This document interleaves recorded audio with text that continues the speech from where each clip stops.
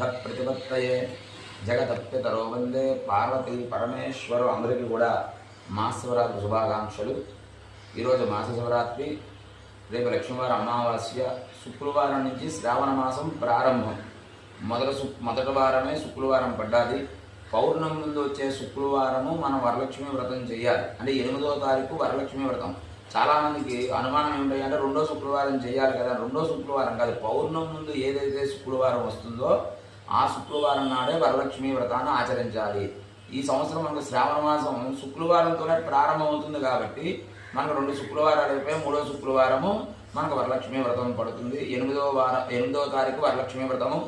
ఈ నెల 5 శుక్రవారాలు పడుతున్నాయి. చక్కగా అమ్మవారిని శ్రావణ మాసం లక్ష్మీ ఆరాధన, శ్రావణ సోమవారాలు శివారాధన చాలా విశేషము.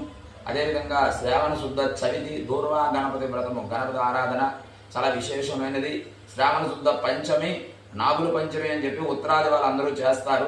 మనకి కార్తీక శుద్ధ చవితి నాగుల చవితి, కానీ కొన్ని ప్రాంతాలు నాగుల చవితిని శ్రావణ శుద్ధ పంచమి నాడు చేస్తారు. ఈ పంచమి నాడు సుబ్రహ్మణ్య ఆరాధన, మానస ఆరాధన, సర్పారాధన విశేషము. కాబట్టి భక్తులు 50 మంది కూడా ఈ విషయాన్ని తెలియజేస్తూ ఉన్నాము. కాబట్టి ప్రతి ఒక్కరూ కూడా ఈ యొక్క విషయాన్ని తెలుసుకుని ఆచరించవలసిందిగా విజ్ఞప్తి చేస్తూ ఉన్నాము.